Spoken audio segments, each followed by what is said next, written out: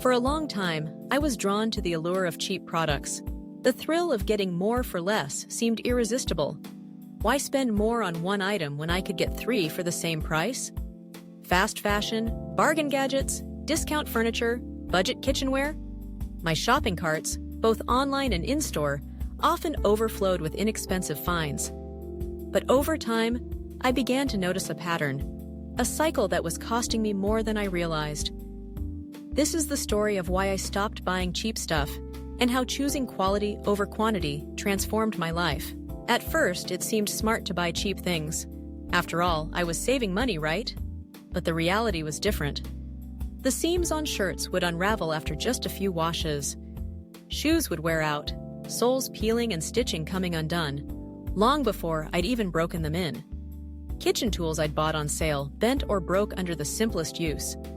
I was constantly replacing things, running back to the store, or waiting for replacement shipments.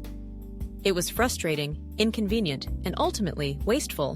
One day, as I sorted through yet another pile of worn-out stuff, I started to ask myself, what was I really saving? I added up the cost of all the replacements, all the time wasted searching for deals, all the frustration. The number surprised me. Those cheap purchases weren't saving me money. They were draining my wallet, little by little. It was death by 1,000 cuts, and I hadn't even noticed. Beyond the money, there was another cost: the mental clutter. My home was filled with things I didn't love or truly need. Drawers stuffed with ill-fitting clothes, shelves stacked with gadgets I never used, and a closet full of shoes that hurt my feet. The constant presence of these low-quality items made my space feel chaotic and my life more complicated. Every time something broke, it was another decision, another task on my to-do list. My home was supposed to be a place of comfort, but it felt more like a warehouse for disposable goods. Then, there was the issue of sustainability. The more I learned about how cheap products are made, the more uncomfortable I became. Fast fashion often relies on exploitative labor practices and environmentally damaging materials. Cheap furniture is frequently made from particle board and toxic glues. Disposable gadgets often end up in landfills, contributing to the growing problem of e-waste. My choices were having an impact far beyond my wallet and my home. I realized something had to change. I made the decision to stop buying cheap stuff and to start prioritizing quality over quantity. It wasn't an easy shift. Old habits die hard, and the world is full of temptations. Flash sales, limited time offers, and that little rush of dopamine when you snag a deal. But I was determined. The first step was changing my mindset. I started to view each purchase as an investment. Instead of asking, "How much does this cost?" I began to ask, "How long will this last? How will it serve me? Does it add value to my life?" This simple shift changed everything. When I needed a new pair of shoes, I resisted the urge to grab the cheapest pair on the shelf. I researched brands known for durability and ethical production. I read reviews, checked return policies, and even visited stores to try them on. The pair I finally chose cost more than I'd ever spent on shoes before. But months later, those shoes still looked and felt like new. No peeling, no discomfort, no regrets. The same principle applied to other areas of my life. I replaced my drawer full of cheap kitchen gadgets with a few high-quality tools that felt good in my hands and performed flawlessly. I invested in a classic, well-made coat instead of chasing seasonal trends. I bought fewer clothes overall, but each item was something I truly loved to wear. My home began to feel calmer, more intentional, and less cluttered. There was an adjustment period. Sometimes, I had to save up or wait for a sale to afford the quality I wanted. Sometimes, I had to say no altogether if I couldn't find something that met my standards. But with each intentional purchase, I felt a growing sense of satisfaction. I was no longer settling for good enough. I was choosing things that would last, things that made my life better. Quality over quantity isn't just about material goods. It's a philosophy that's spread into other areas of my life. I've become more selective about how I spend my time and energy, focusing on relationships, activities, and experiences that truly matter to me. I've found that often, less really is more. One of the biggest benefits has been the sense of pride that comes with owning fewer, better things. When I look around my home now, I see items with stories, gifts from loved ones, tools that have helped me cook countless meals, clothes that make me feel confident and comfortable. Each piece has earned its place. There's no more clutter, no more waste, just things that support my life and bring me joy. I've also noticed that high-quality items, while more expensive up front, are often more affordable in the long run. A well-made pan can last a lifetime, while a cheap one might need to be replaced every year. Sturdy shoes don't need to be mended or replaced as often. Durable furniture stands up to daily life and becomes a part of your story, not just another item on the curb come trash day. Ultimately, choosing quality over quantity has brought me more than just better stuff. It's brought me peace of mind, a sense of control, and a deeper appreciation for the things I own. It's helped me live more sustainably and more intentionally. My home is tidier, my wallet is happier, and my life feels richer, even though I own less. If you're feeling overwhelmed by clutter, frustrated by constant replacements, or simply tired of wasting money on things that don't last, I encourage you to try this approach. Start small. Choose one area of your life where you can invest in quality. Notice the difference it makes, not just in how long things last, but in how you feel about them. Over time, you might find, as I did, that quality truly is worth more than quantity, and that's a change you'll never regret. Embracing minimalist financial habits is more than just a way to save money. It's a transformative shift that can simplify your life, reduce stress, and help you focus on what truly matters. My journey toward financial minimalism began with a desire to break free from the constant cycle of spending, accumulating, and feeling overwhelmed by clutter, both physical and financial. Today, I want to share the key minimalist financial habits that changed my life, not only improving my bank balance, but also fostering a sense of calm, control, and contentment. The first habit that made a profound difference was intentional spending. I realized that much of my spending was mindless, triggered by sales, trends, or the desire for quick gratification. By adopting an intentional approach, I started to pause before each purchase, asking myself simple questions. Do I really need this? Will it add genuine value to my life? Is it worth the money and space it will occupy? This small mental check made a big impact.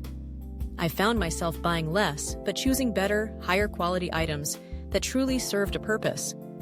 The things I did purchase became more meaningful, and I stopped feeling the urge to chase the latest gadgets or fashion. Another crucial minimalist habit was tracking every expense.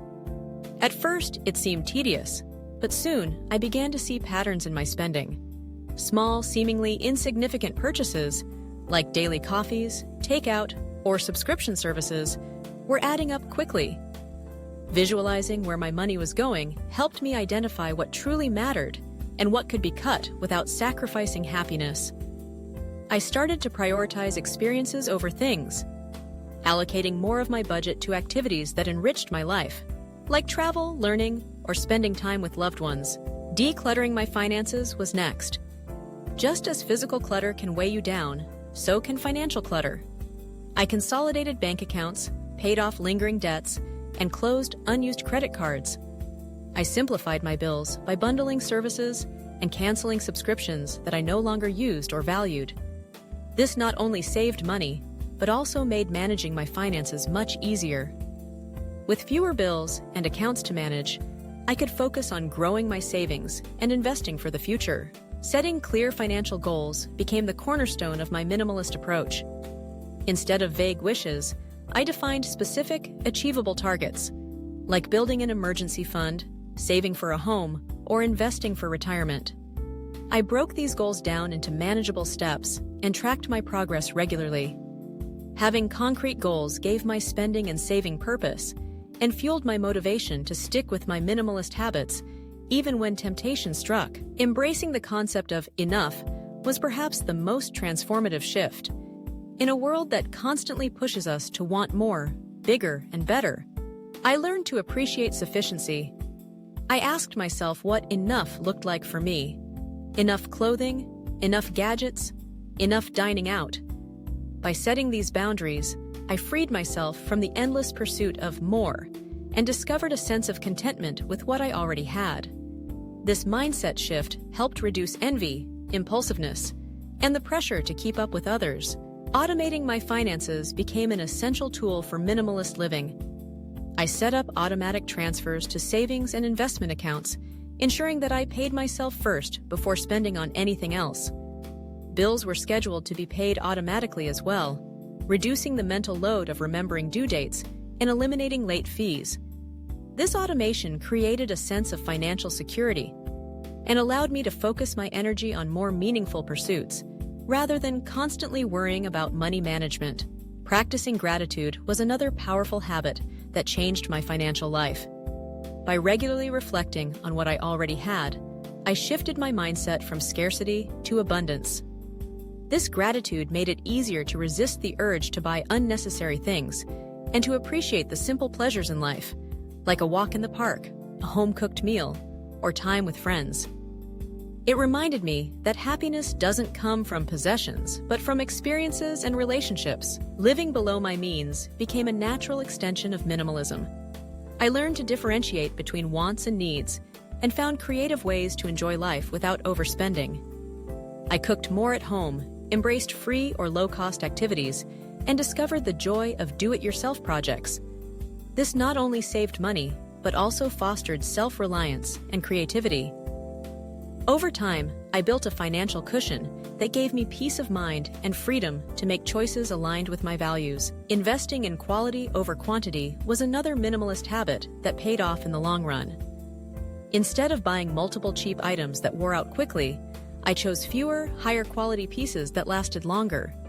This applied to clothing, electronics, home goods, and even relationships. By focusing on quality, I spent less over time and reduced the accumulation of clutter. My home became a space filled only with things that were useful, beautiful, or meaningful. Finally, I made a conscious effort to align my spending with my values. I asked myself what truly mattered, whether it was health, family, creativity, or contribution, and directed my money toward those priorities. This meant supporting local businesses, investing in personal growth, or donating to causes I cared about. By aligning my money with my values, every dollar spent became a reflection of my true self, rather than a response to external pressures. Minimalist financial habits are not about deprivation or self-denial. They are about making choices that support a simpler, more intentional, and fulfilling life. By embracing intentional spending, tracking expenses, decluttering finances, setting clear goals, practicing gratitude, automating savings, living below my means, investing in quality, and aligning spending with values, I found not only financial stability, but also greater happiness and peace of mind. These habits have transformed my relationship with money and, in many ways, my entire life. Minimalism taught me that less can truly be more, that by simplifying and focusing on what matters, we can create space for abundance, freedom, and joy. If you're seeking a way to reduce financial stress, achieve your goals, and live a more meaningful life, consider adopting some of these minimalist financial habits. The journey may start with your bank account, but the benefits will ripple out into every area of your life.